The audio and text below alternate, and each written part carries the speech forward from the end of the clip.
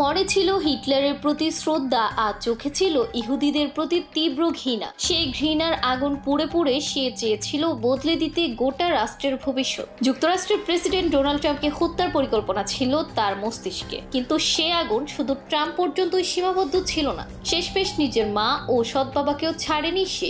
জি, ঠিকই শুনেছেন, মাত্র 17 বছর বয়সে যুক্তরাষ্ট্রের উইসকনসিনের কিশোর নিকিতা কৈশোর ট্রাম্পকে হত্যা করার জন্য অর্থ জোগাড় করতে গিয়ে গুলি চালিয়েছে নিজের মা ও সৎ বাবার বুকে।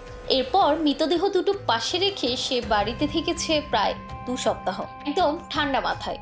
পরিবারে কেউ ফোন ধরছিল না, স্কুলেও যাচ্ছিল না নিকিতা। এই অস্বাভাবিকতা দেখে পরিবারের অন্য সদস্যরা পুলিশের সহায়তা নেয়। 28শে ফেব্রুয়ারি পুলিশ যখন দরজা ভেঙে ভেতরে ঢোকে, তখন ঘরের একপাশে ছিল পচে যাওয়া 2টো লাশ, কিন্তু সে ততক্ষণে পালিয়ে গেছে। আটক হওয়ার পর কৈশোর জানিয়েছে এই খুনের উদ্দেশ্য শুধু পরিবার থেকে মুক্তি পাওয়া নয়, এটা ছিল তার রাজনৈতিক পরিকল্পনার অংশ। সে ট্রাম্পকে হত্যা করতে চেয়েছিল, আর সে পরিকল্পনার জন্য দরকার ছিল অর্থ। তাই সে খুন করেছে, নিয়েছে $14,000, পাসপোর্ট, গাড়ি ও পোশাক কুকুর। এরপর পালিয়ে যায় কানসাসে।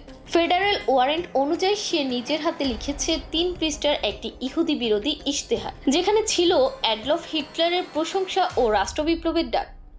সেখানে সে ব্যাখ্যা করেছে কেন ট্রাম্পকে হত্যা করতে চায় এবং সরকারের পতন ঘটিয়ে কিভাবে ইউক্রেনে গা ঢাকা দেবে।